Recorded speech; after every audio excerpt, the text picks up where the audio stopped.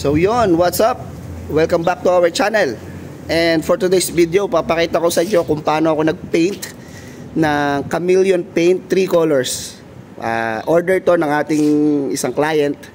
And then tapos na siya i-paint. Pakita ko sa inyo yung finished product.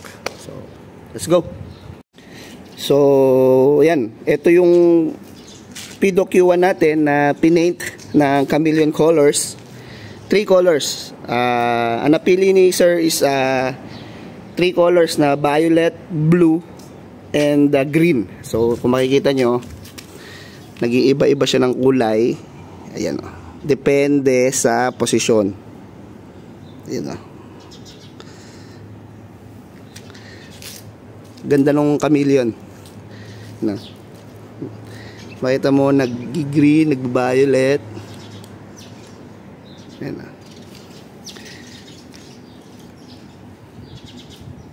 So, ginawa ko na rin siya para dito sa extenders niya.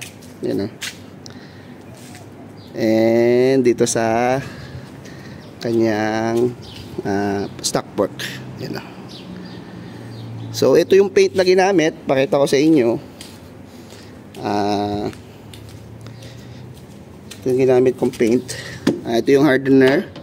Then ito yung clear coat.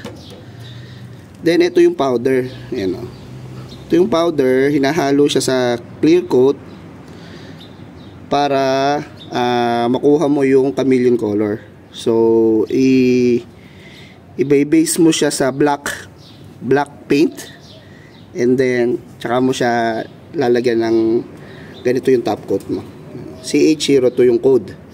So nabibili to sa Lazada, 3 grams lang tong nabili ko. So marami pa namang sobra. So yun, hinahalo lang siya sa top coat.